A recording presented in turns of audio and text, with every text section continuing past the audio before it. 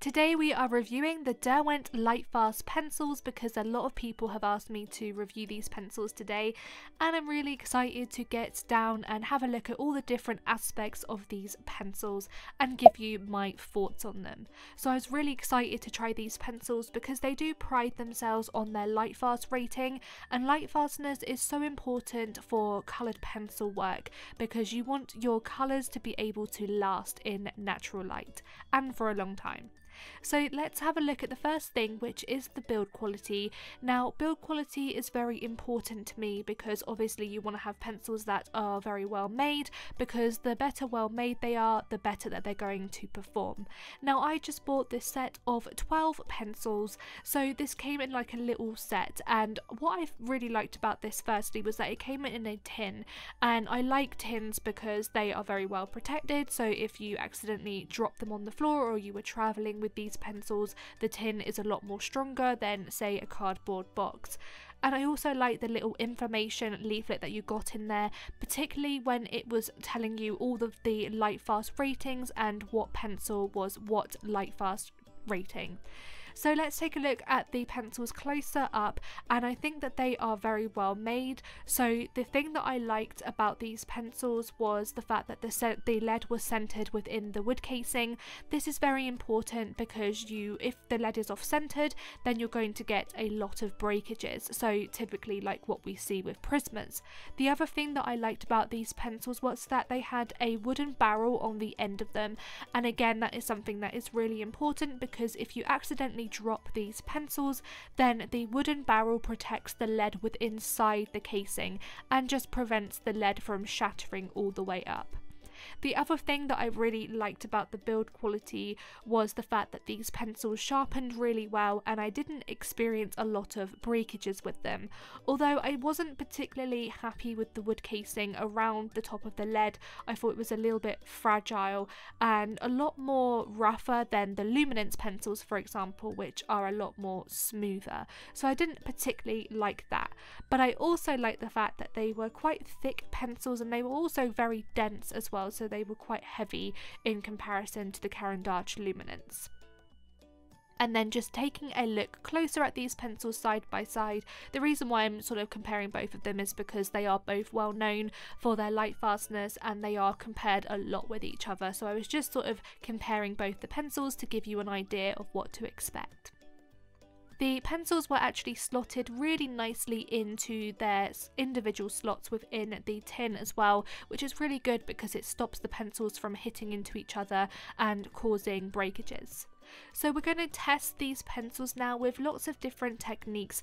For example, I am taking the Derwent Superpoint manual sharpener, which is one of my go-to pencil sharpeners, and I'm just going to test how well these pencils sharpen. I've also got the Derwent art eraser, and I'm just going to test this with the pencils just to see how well they erase. I've got an Acto Knife, which is a craft knife, and I use this for sort of scratching away details. This is good for lifting up coloured pencil layers. And I also have the Derwent white pencil, so again this is something that is important because you want to be able to create a lot of white and bright highlights, and I want to test this pencil in particular. I'm also going to be testing this gel pen. This is the Jelly Roll gel pen, and I like to test this with coloured pencils. And then I also have the titanium touch-up texture, which I use sometimes for creating highlights and things like whiskers when I'm drawing animals. And I also have the Zest It pencil blend, which is a solvent, and a solvent is a very important technique that I use with my coloured pencils all the time. So let's have a look at some of these techniques. We're going to start with blending and burnishing. I wanted to see how well these colours mixed together, how well they laid on the paper, and how easy it was to burnish the colours. And the first thing that I noticed was that although these pencils are more oil based, they actually felt really buttery and creamy, and sometimes when I'm using oil based pencils, for example the polychromos, they can feel a little bit scratchy, and I didn't actually get this feeling from these pencils at all. So these pencils, although they are more oil based pencils, so therefore have like a harder lead, these still will be brilliant for portraits because they were so creamy and buttery. I really liked the way that they laid down on the paper. It was very easy for me to lay down the pencils on the paper and create that even distribution of colour and pigment as well. And I'm just trying different like colours and swatches here, just laying them down, because some pencils can vary in sort of like their texture to others. I found that this pencil also laid down really nicely compared to the other one as well. It's also really easy to apply varying levels of pressure as well. So for example, when I'm going in and applying a heavy hand, it was very easy for me to do this, and it was also very easy for me to go in and just gently shade as well. So now we're testing details. Details are very important for me because I draw a lot of animals, and animals have a lot of detail to them, for example in their fur. So it's very important for me to use pencils that are going to be able to provide details. And I think these pencils performed really well. They kept their sharp point for a very long time. The only thing is that they did start to get a little bit blunter, and when that happens, you're going to notice that the lines start to become a little bit more thick and fuzzy. But on the whole, these pencils do really well at creating some really nice details. They have quite a hard lead because obviously they are more oil based, so they're very good for details. I also wanted to test out smudging. Smudging again is very important because you don't want to spend a long time working on a drawing and then you go and put your hand down and it smudges the pencil. So I wanted to just test to see how much these pencils smudged, and I just sort of created like a swatch of colour there, and then I just used my fingers just to try and move the pencil just to see how much it smudged or didn't smudge. Now obviously you can use like a fixative spray to help you fix the pencil into place, but you wouldn't want to be doing that if you're still building up your layers. So they did smudge a little bit, but they're not as bad as some other pencils that I have used in the past. For example, I do get a lot of smudging with some cheaper pencil brands, for example the Prismacolors, and also I did with Crayola as well, so they weren't too bad with smudging. So then we're going to be taking a look at the colour mixing, so seeing how well colours mix together. And of course you can also mix other brands of pencils in with the Derwent as well. So for example, if you wanted to mix and match pencils and you wanted to combine the Derwent Lightfast with polychromos, you can, or with whatever brands you want to. But in terms of just this specific brand, I just wanted to see how well the colours sort of mix together. So I started with that reddish colour, and then I just went in and applied some yellow, and as you can see, it's actually mixing really well and creating that orangey tone. Colour mixing is also super important because if you have a small set of pencils like I do here, you want to be doing a lot of colour mixing to really get the most out of your set. So that is exactly what I'm doing here, creating new colours with a very limited palette. So I'm really pleased that these pencils mixed really well together. And I'm just trying out some other colours as well, just to see if I can really try and get some colours in. What I'm doing here is I'm mixing a couple of colours that you wouldn't normally mix together, but what I'm trying to do is just to create some other tones, such as earthy tones. And I did actually feel like I got some really interesting tones with these pencils, so they did really mix well together. See there, you're sort of getting like that greeny, olivey feel to the colour as well. So now we're using the Acto Knife. As I said, this is a great technique to use for scratching away coloured pencil layers. So for example, if you wanted to reveal some lighter tones underneath all of your heavy shading, an Acto Knife is a great way to do this. I'm just creating a coloured pencil swatch here so you can see exactly how this technique works. And then what you want to do is take your craft knife and gently scratch away the surface of the coloured pencils. You want to be very careful to avoid your hands because obviously the craft knife is very sharp, but also you have to be careful not to rip the paper as well.